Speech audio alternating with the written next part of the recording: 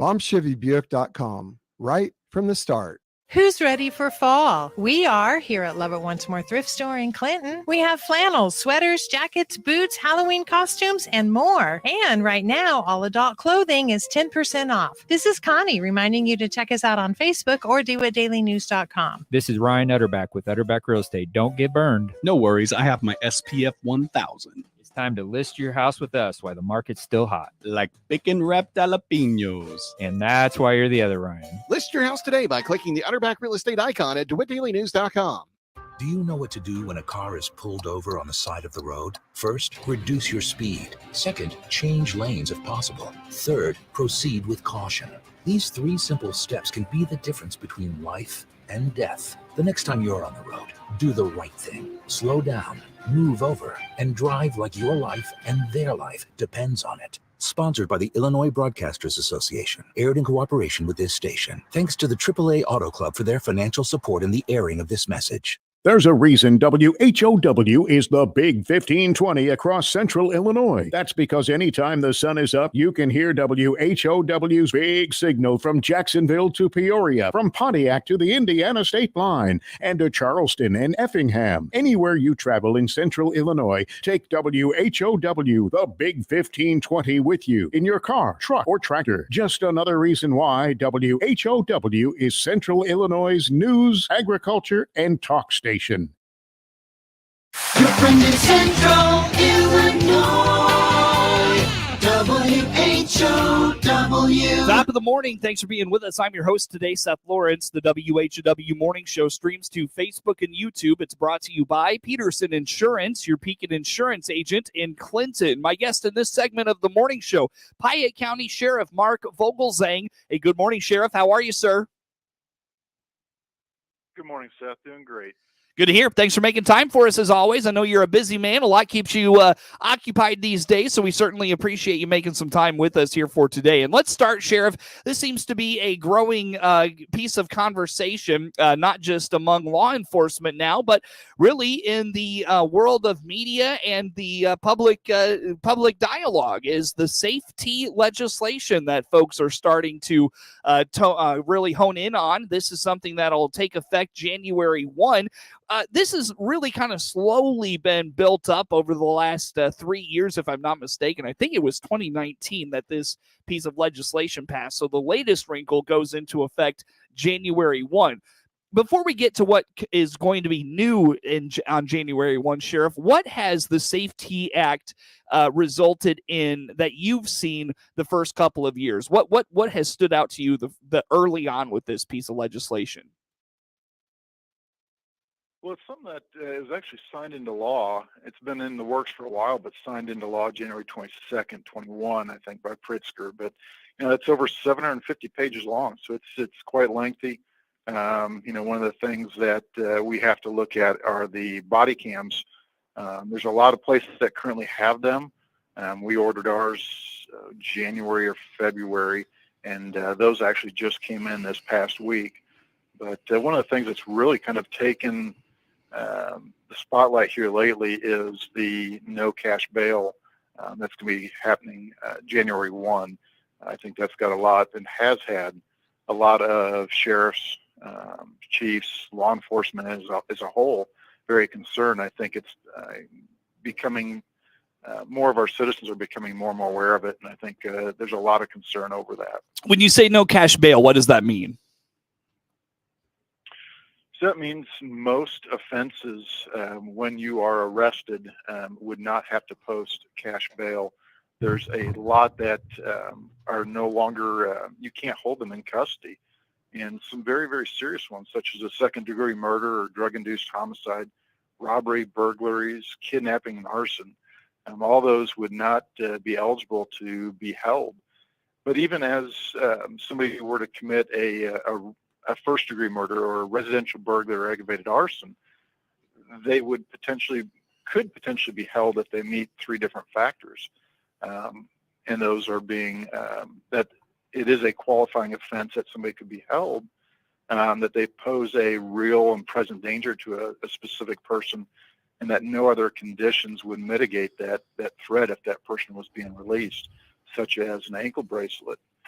So somebody could potentially go out there and murder a spouse, and the threat to any other specific person would not be present, so that they could potentially be released Sure.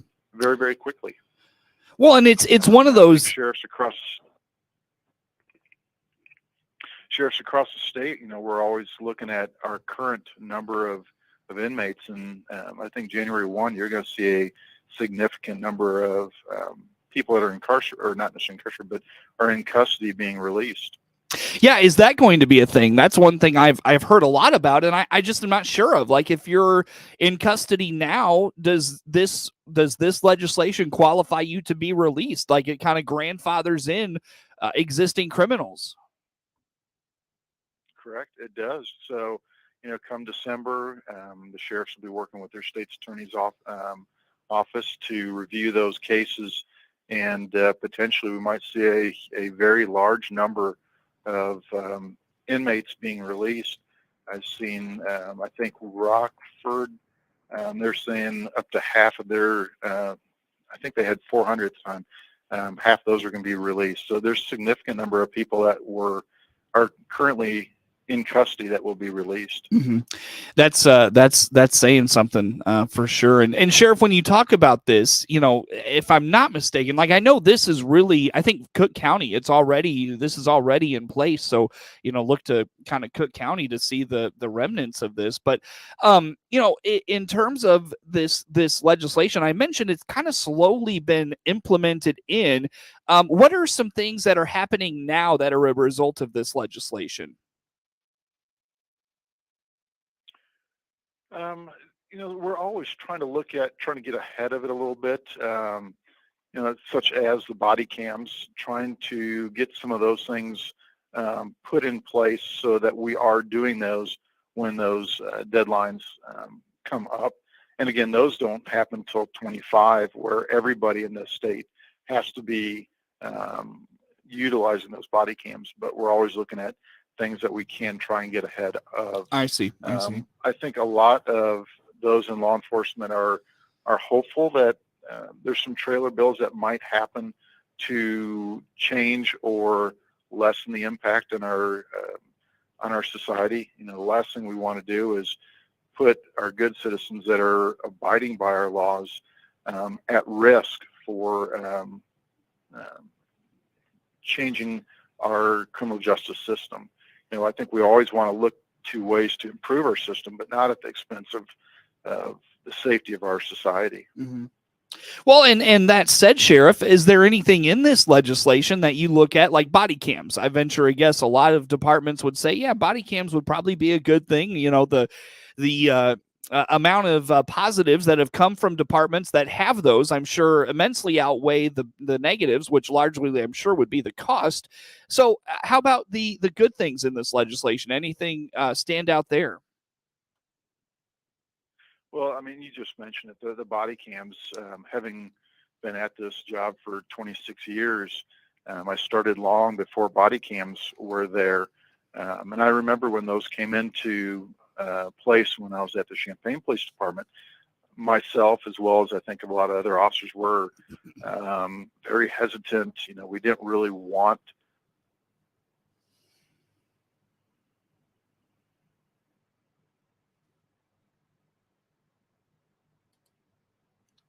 Well, we lost Sheriff Vogelzang here on the WHOW Morning Show. We will take a quick time out and try to reconnect with him. Sheriff Mark Vogelzang, Piatt County Sheriff, our guest on the phone. We'll try, like I said, try to reconnect with him and come back with more on the WHOW Morning Show. WHOW. DeWittDailyNews.com is the area's leading local news source 24 hours a day, 7 days a week. Get the latest local news, obituaries, police blotter, weather forecast, and more with no paywall. Head to DeWittDailyNews.com to get the local information you need to know. For the latest in Central Illinois agricultural news, visit IllinoisFarmRadio.com. Get updated information on markets, weather, ag news, local interviews with NAFB farm broadcaster Jared White, and much, much more. All at IllinoisFarmRadio.com. If you're looking for local hunting and fishing information, then join us for Central Illinois Outdoors with me, Jared White, Sundays at 8 a.m. here on WHOW. Every weekend, we'll offer detailed local fishing reports from professional guides. We'll swap stories with local celebrity sportsmen, and I'll invite you to share your stories as well. Central Illinois Outdoors with Jared White every Sunday morning at 8 on all WHOW platforms and on demand at CentralIllinoisOutdoors.com. Brought to you by Bob Ridings in Pana and the Clinton, Illinois Chamber of Commerce and Tourism Bureau. Left untreated, winter annual weeds can become a big problem for soybean growers come springtime. Used in a fall burn-down tank mix, new Preview 2.1 SC herbicide can provide extended residual control of later germinating winter annuals for cleaner fields next spring. Preview 2.1 can also be used effectively in a pre-plant or pre-emergent program. Ask your retailer about Preview 2.1 herbicide from UPL, and always read and follow label directions. Your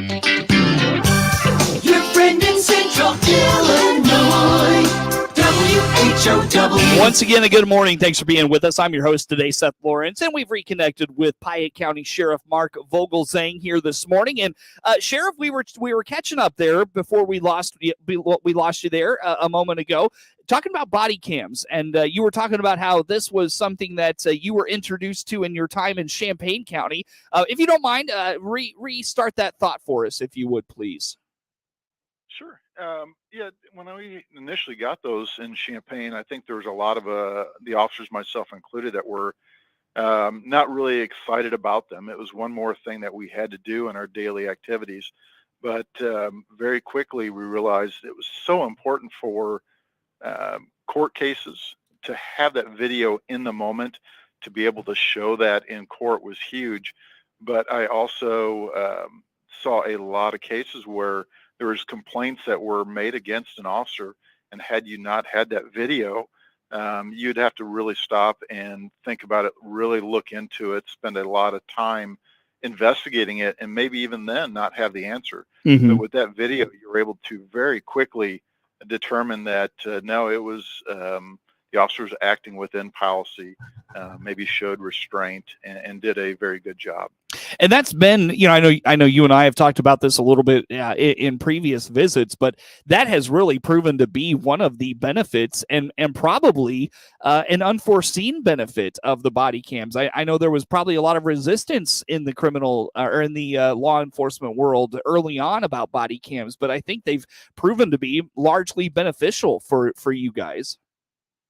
No, I would agree completely. And I think if you tried to take them away, that a lot of people would be very upset. A lot of officers would be very, very upset. A lot of times you're wearing those and you see a very quick change in behavior sometimes with the person you're interacting with when they realize, oh, wait a minute, I'm on camera. Right. And maybe it does change their behavior a little bit as well. Yeah. Now, is that one of those things, Sheriff, where you have to let the person you're interacting with, do you have to let them know that your body cam is on you, on your person, it's on, and there's also I know the dash cam is becoming more popular as well. Do you have to inform your constituents of those things? Correct. There is some verbiage in the legislation about notifying them, especially in certain situations, maybe where there's an expectation of privacy, that you would notify them that, yes, it's on. But we do, like even on traffic stops, it would be one of those that you have your opening statement, and we do say that, you've got a body cam on, that you're being video and audio taped. Sure. Sheriff, as it relates to the safety legislation, what is, you talked about that public safety component and, putting criminals back out on the street at the risk of the law-abiding citizen and those sorts of things. Anything else from that legislation of concern from your perspective that you're reading about, seeing? I know that, and like you said, there's a lot of this that it's still up in the air, and we may not get answers to until, a month or so before it goes into effect. So how about just this legislation? Anything else catching your eye with it? I'm a very big proponent of training, and I think we need more training. But it's unfunded. There's really no additional money set aside for it. And being a smaller agency, it's very hard to get people off shift and get them trained without overtime money. Mm-hmm. Yeah, it'll be a budgetary constraint, and there'll be a lot of things like I don't know how Piatt County structures it, but I know Sheriff Walker has talked with us a lot about how there will be some financial things that will cut back on the budgets for not just the sheriff's office but the county at large. How about those things? Yes, budgets are always very concerning. It's one of those that we're getting ready to go into budget talks now, and money is always a very important factor with just trying to keep your equipment updated as well as staffing. So what would be the impacts of this legislation on your budget, Sheriff? Or have you had a chance to even look or think about that at this point? I think, are you referring to the no cash bail and how that's going to impact our budget? Yeah, well, Yes, and there's a lot of from what I've seen, there's a lot of fines and fees, those types of things would be eliminated with this. So there's that aspect of it, or does that impact Piatt County at all?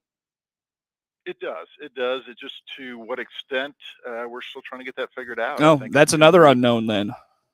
It's always kind of in the back of our minds, and we're trying to figure that out as we go forward, and hopefully that there will be some changes between now and January 1.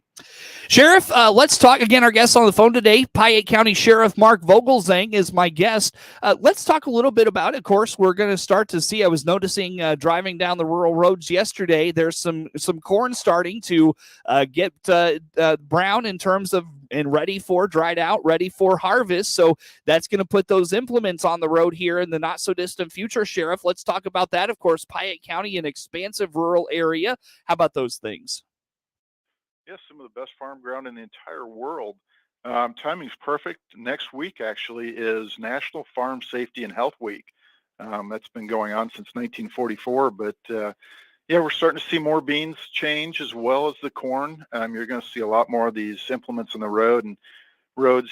If you have been around for a while, I think you notice that the machinery just continuing to grow in size and cost. Some of these pieces of equipment are $500,000 plus pieces of machinery. So, they're expensive. They're very, very large, and a lot of our roads are very narrow. So, these farmers don't really have places to go to get off the road before they're in the ditch.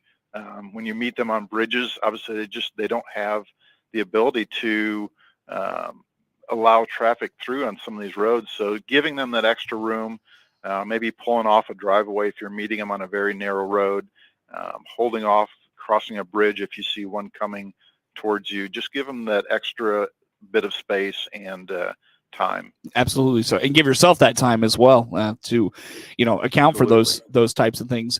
And when of course, Sheriff, the corn and the beans come down, the deer are going to be out in those fields trying to, of course, if they're out there, that's where they nest or whatever. They'll be moving with that, and then they'll be back out in those fields to pick up the leftovers from the spillage and such. So how about the activity of deer probably picking up in the next month as well? Of course, the hunting season kicks off in less than a month. How about those things? Absolutely. Yeah, it all happens kind of about the same time. They're going to have a lot less area to hide. So when that corn starts coming down, you're going to see them moving a lot more, disrupts their patterns. But then you have the bow hunters starting in the woods October 1.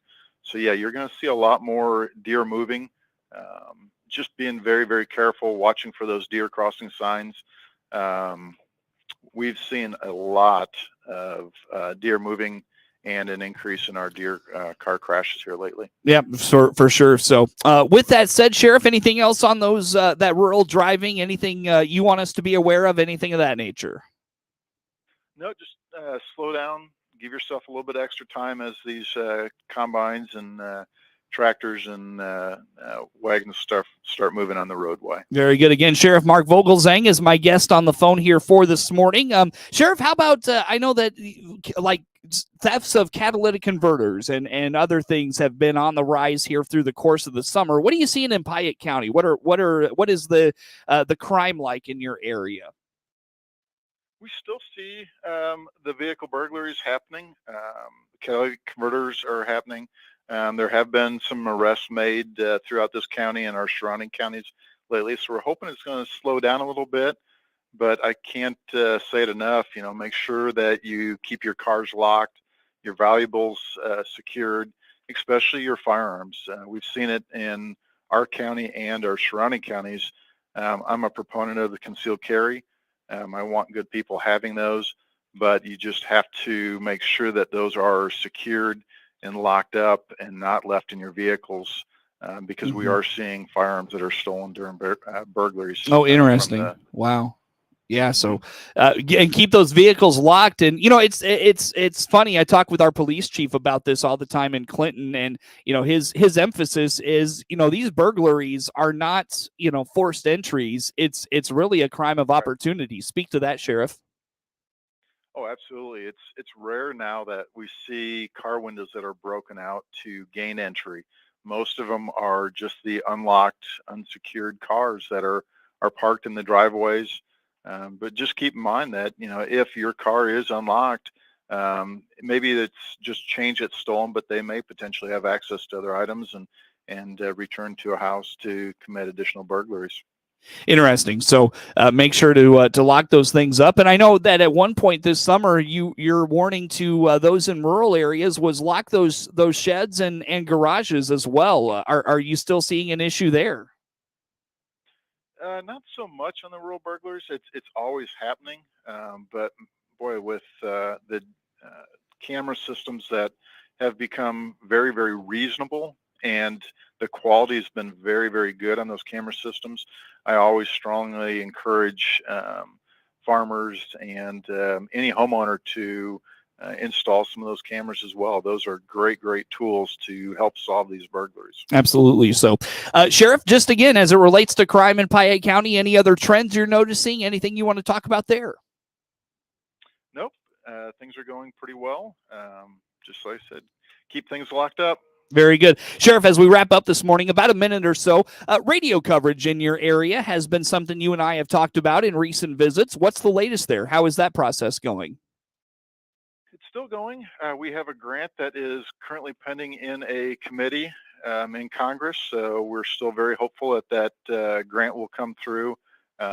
It'll probably be towards the end of the year, early next year, that we will have a little bit better idea on what's happening with it. All right, so we look forward to that. And Sheriff, as we talk for this morning, anything coming up on your radar, whether it be from a county level or from a sheriff's association, anything like that? Like what's coming up that will keep you busy down the road?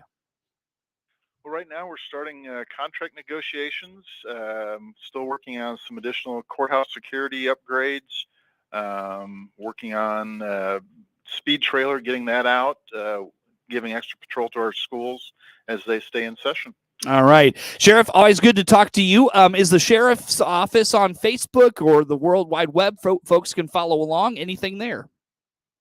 We are in both places, Facebook, and we do have a website. All right. So check it out. Sheriff, always good to talk to you, sir. Thanks for making time with us.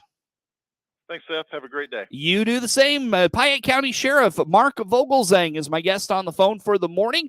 The morning show streams to Facebook and YouTube. It's brought to you by Peterson Insurance, your Pekin Insurance agent in Clinton. Network news on the way.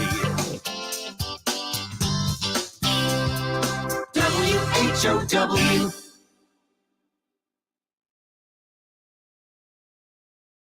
With SRN News, I'm Rich Thomason in Washington. Following a solemn procession through the streets of Edinburgh, Scotland, Queen Elizabeth II's casket has now arrived at St. Giles Cathedral in Edinburgh. The public will now have its opportunity to pay its respects to the late monarch.